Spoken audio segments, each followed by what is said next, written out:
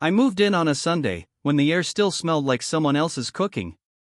The house was old, the kind that hummed faintly even when no one was moving. My room was upstairs, barely big enough for a bed and a desk, but it had a window that faced the street lamp. At night, the glow hit the edge of the curtains just right, like a half-closed eye refusing to sleep. She met me at the door that morning, holding a mug that said "World's Okayest Cook." Her smile was polite, the kind people give before they decide what kind of person you are. "Rent's due on the 1st, she said, voice warm but clipped. "Wi-Fi passwords on the fridge." That was it. No handshake. No welcome. Just that faint smell of laundry soap and brewed coffee. I told myself it was perfect, that I wanted quiet. I'd been looking for it since I left campus housing, tired of voices through thin walls and laughter that always seemed to happen without me. By Tuesday, I'd memorized her schedule. Not intentionally, she just moved in rhythms that carried through the floorboards. The sound of a kettle at 7. The soft clink of dishes around 8. Sometimes, faint music, old, scratchy jazz, like the kind you'd hear in a cafe that still used mismatched mugs. We only crossed paths in the kitchen. "Morning," she'd say, half looking up from her cup. "Morning," I'd echo, trying not to stare too long at the curve of her wrist as she stirred her coffee. She was in her mid-40s, maybe. Not glamorous, not done up. But there was something deliberate about her quiet. Even her clothes looked like they were chosen to disappear into the background, loose linen shirts, dark jeans, hair tied back carelessly, always with a pencil holding it together. That Friday, I came home late. She was in the living room, barefoot, watching an old black and white movie. She looked over when I opened the door. "Long day?" she asked. "Just long," I said, setting my bag down too loudly. She smiled, just a flicker. "These walls are thin," she said softly, tapping the armrest of the couch. "You'll want to stay quiet." I wasn't sure if she meant the noise or the thoughts. After that, I caught myself listening for her voice, not on purpose, but because it filled the kind of silence I never knew what to do with. When she laughed, it carried up the stairs. When she sighed, it did too. One night, I found myself writing a text I never sent. "Do you ever feel lonely in your own house?" I deleted it before I could read it twice.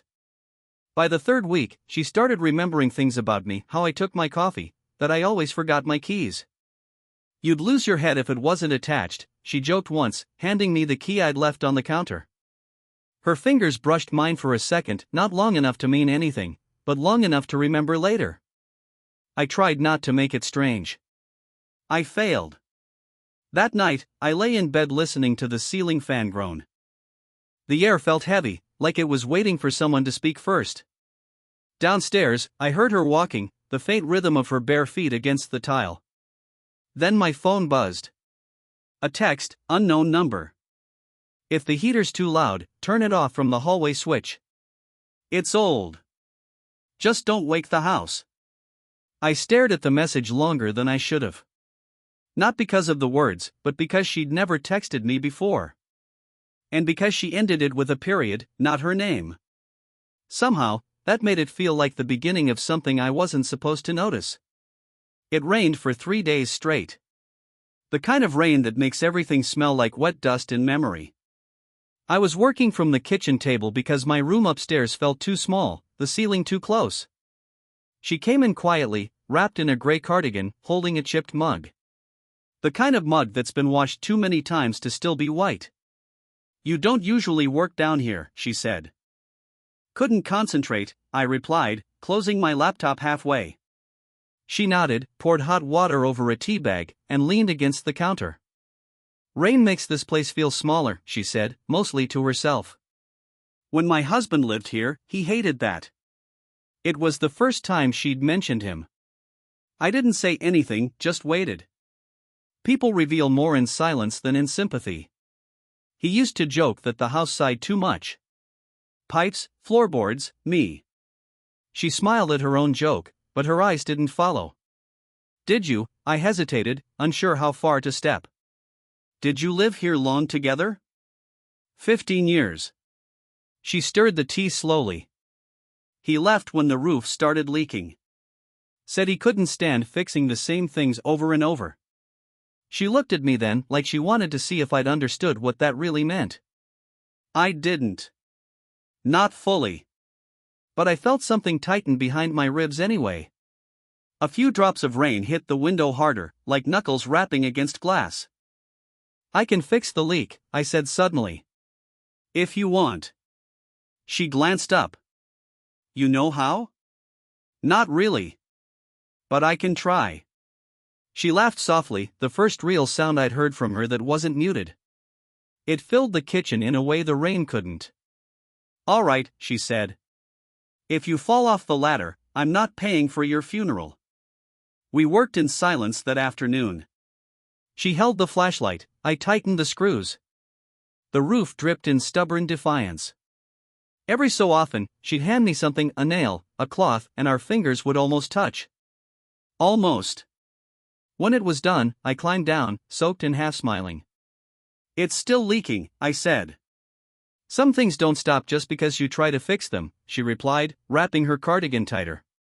We both looked up at the same moment at the small, steady drop still falling from the beam. Tea, she offered. I followed her inside. The heater buzzed faintly, filling the silence with a low hum. She handed me a cup, then sat across from me, legs crossed, eyes soft but unreadable. My son's your age, she said after a long pause. He doesn't visit much. There it was, the quiet line between what's allowed and what isn't. I nodded, unsure whether to meet her gaze or look away. My throat felt tight with things that didn't belong in the air between us.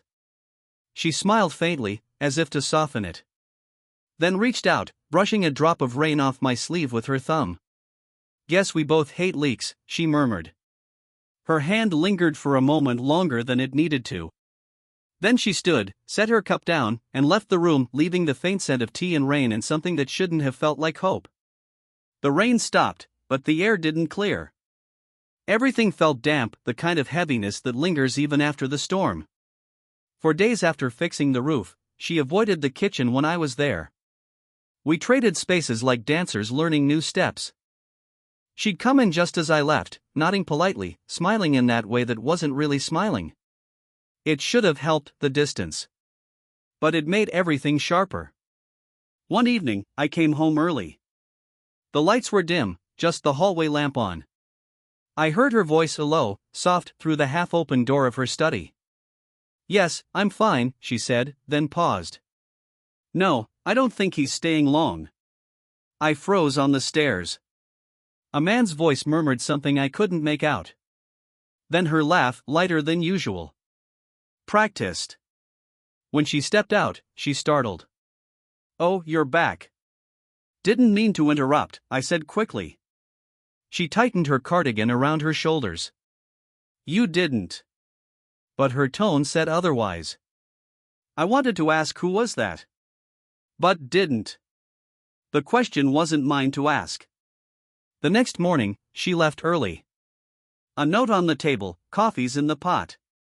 Don't forget to lock up. It was her handwriting, neat, distant. The days blurred. I'd hear her moving around at night, the creak of her footsteps. Once, she dropped something, a glass, maybe, and muttered under her breath. I almost went downstairs, but stopped halfway. She'd made it clear there were walls between us, even if they were thin. By Thursday, the silence had worn through. I found her outside, trimming the small hedge by the porch. You're up early, I said. She glanced up. Couldn't sleep. Same. She brushed her hair from her face, the wind catching the loose strands. I heard you moving around last night, she said after a pause. Thought maybe you were restless. Just couldn't stop thinking. About? I hesitated. Leaks, I said, trying to smile. She looked at me for a long second, the kind that makes your pulse feel like it's too loud. Then, faintly, she smiled back. Always the handyman. Her hand brushed against mine when she handed me the shears. Not by accident, but not exactly on purpose either. The air around us felt different, charged, but fragile. Then, a voice from the gate. Mom? A young man stood there, maybe my age. broad-shouldered, curious. Her son. The word landed like a stone in my stomach. She straightened immediately, her posture changing, more guarded, less fluid. "You're early," she said to him, too quickly. He looked between us, something unreadable in his eyes. "Didn't know you had company." "Just the tenant," she said, already stepping back. The word tenant stung in a way I didn't expect. I nodded, muttered something about needing to head upstairs. When I reached my room, I heard her laugh again, not the soft one, but the one from the phone call. The one that made things sound normal. I sat on the edge of my bed, heart racing for reasons I couldn't justify. Downstairs, the sound of voices mixed with the hum of the ceiling fan. Then, quiet again. A soft knock. My door. Her voice, barely above a whisper. "About earlier." "I didn't mean I opened the door." She stopped mid-sentence, eyes flicking from my face to the space between us. For a moment, no one spoke. The air was full of things we weren't supposed to feel. Her hand lifted slightly, like she might touch my arm, then dropped. "Good night," she said. But it sounded like "don't move." And I didn't. Her son stayed the weekend. His laughter filled the house in the way mine never could. He moved around easily, opening cupboards, flipping on lights, calling her mom in a tone I hadn't heard directed at her before. I tried to stay out of sight, but that wasn't easy in a house that side when anyone breathed too loudly. I spent most of the time upstairs, pretending to work, listening to the kind of closeness that doesn't belong to strangers. On Sunday morning, I came down for coffee and found her alone in the kitchen. He'd gone out for groceries. She looked tired, like she hadn't slept. "You can come in," she said without looking up. "You don't have to sneak around." "I wasn't," I said, too quickly. She turned then, one eyebrow raised. "You've barely made a sound since," just the sound of spoons clinking, the ceiling fan above us, turning slowly. Then, quietly, "You heard me on the phone, didn't you?" I froze. "No," I lied. "You did." Her tone wasn't accusing, just knowing. "You thought there was someone else." I looked down at my cup. "It's none of my business." "No," she agreed, "it isn't." A pause. Then, softer, "But I haven't decided what is anymore."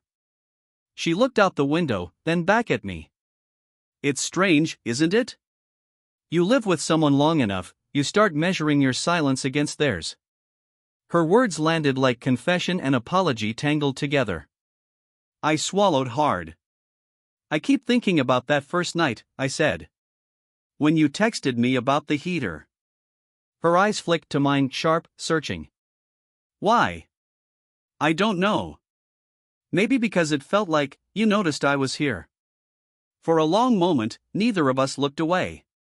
The fan clicked once, twice. "I notice," she whispered. Something in her voice cracked slightly, the smallest tremor under control. I wanted to say something, anything, but words felt too clumsy for what was in the air.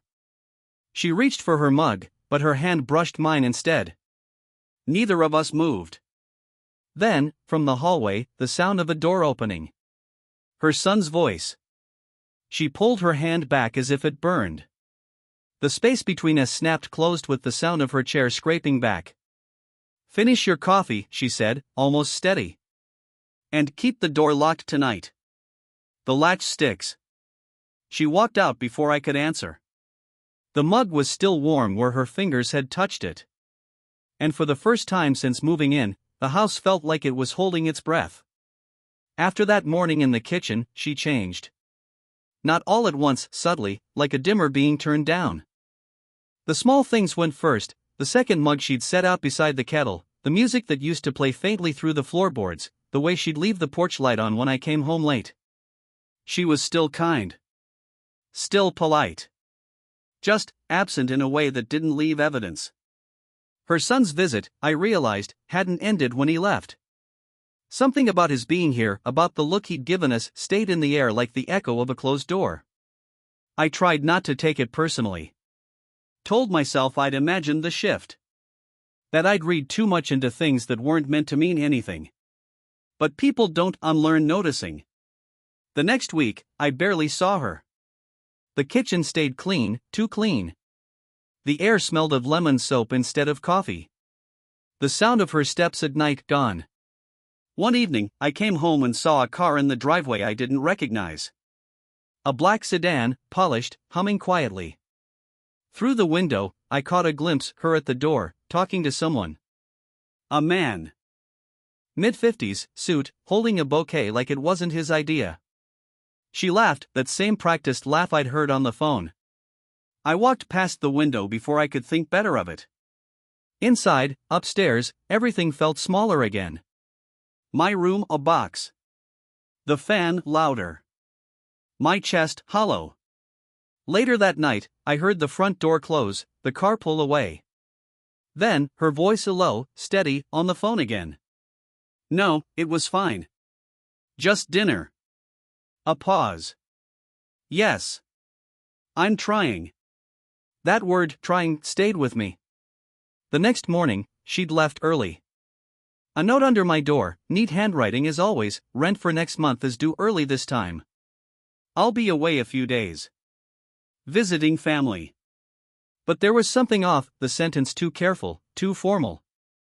She'd never written it like that before. I stood there for a long time, the paper softening in my hand. For a moment, I thought about texting her. Are you okay? Or did I do something? Instead, I opened the window, listened to the faint hum of the street below, and said nothing. The house felt heavier when she was gone, as if her silence still filled the rooms. I started working later, eating out more. The air upstairs stayed stale. 3 nights passed. Then 4. On the 5th night, I came home and found the hallway light on faint, yellow, like she'd just stepped out for a moment. Her shoes were by the door. But no sound. On the kitchen counter, her phone. Screen black. Plugged in. She never left it behind. I stood there, staring at it, wondering if I should call someone. Wondering if it meant what I thought it meant. The hum of the fridge felt too loud. Finally, I sat down, pulled out my phone, typed a message, "Did you come back?" My thumb hovered over send. Then I locked the screen and set it face down on the table. Some silences don't need breaking. Not yet. She came back on a Wednesday. No warning. Just the sound of her key turning in the lock at dusk.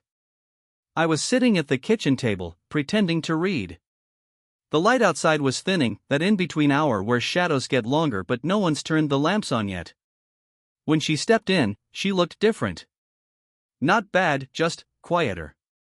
Like she'd left part of herself somewhere she wasn't planning to revisit. "You're back," I said. "I am." She took off her shoes, lined them neatly by the door. The act looked rehearsed, controlled. "Sorry for leaving in a rush." "It's your house," I said. She smiled faintly. "Still. I should have said goodbye." The air between us felt both fragile and charged, like static before a storm.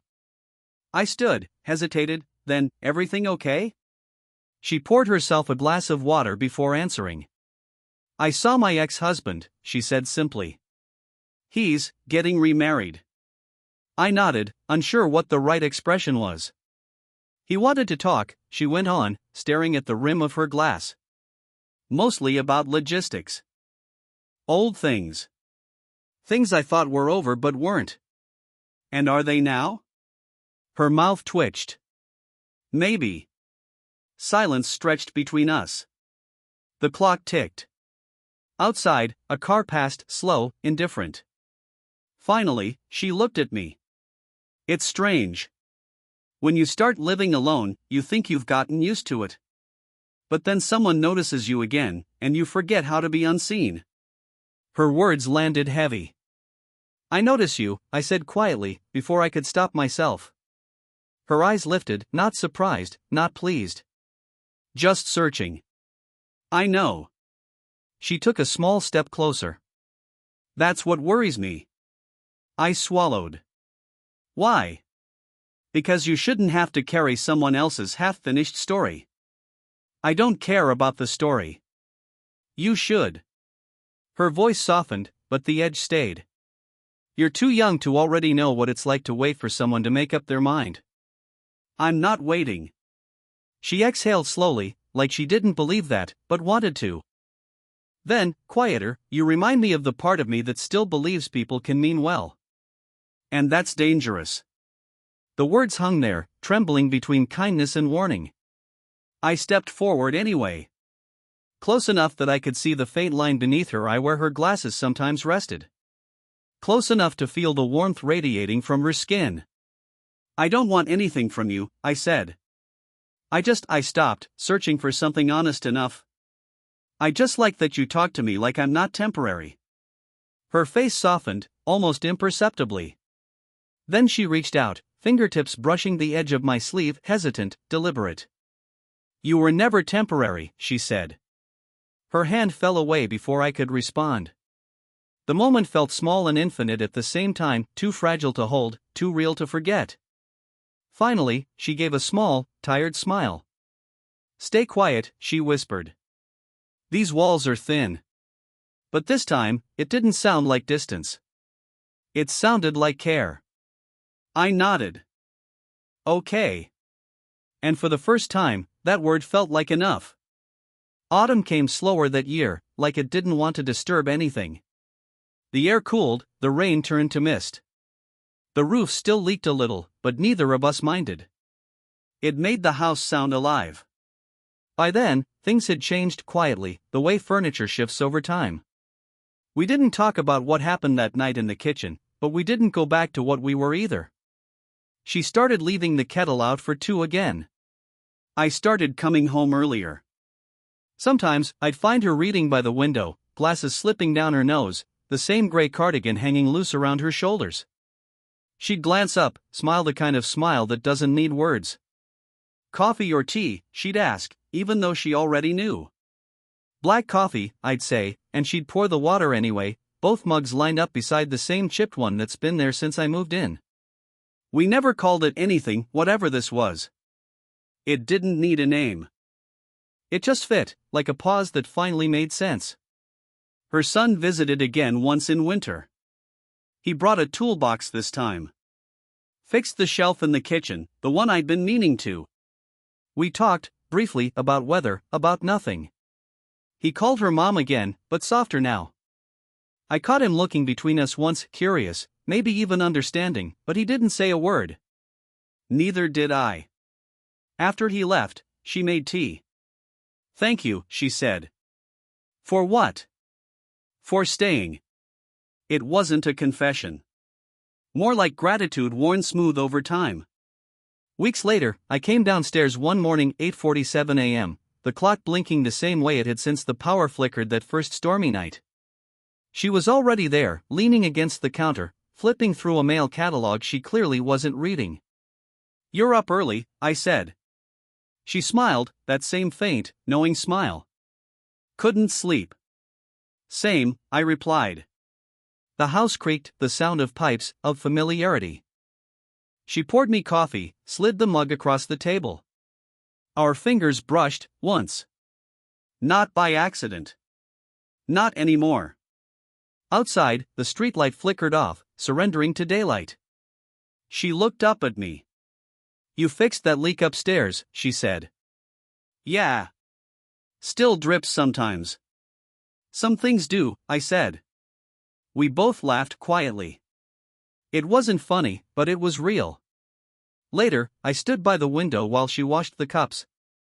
The ceiling fan hummed softly above us, its rhythm familiar, steady like a heartbeat you only notice when the house is this still. She turned off the tap, dried her hands on a towel, and said, without looking up, "You make this place feel less empty." I didn't answer right away. Just reached for her hand, not to hold it, but to rest my fingers beside hers. It was enough.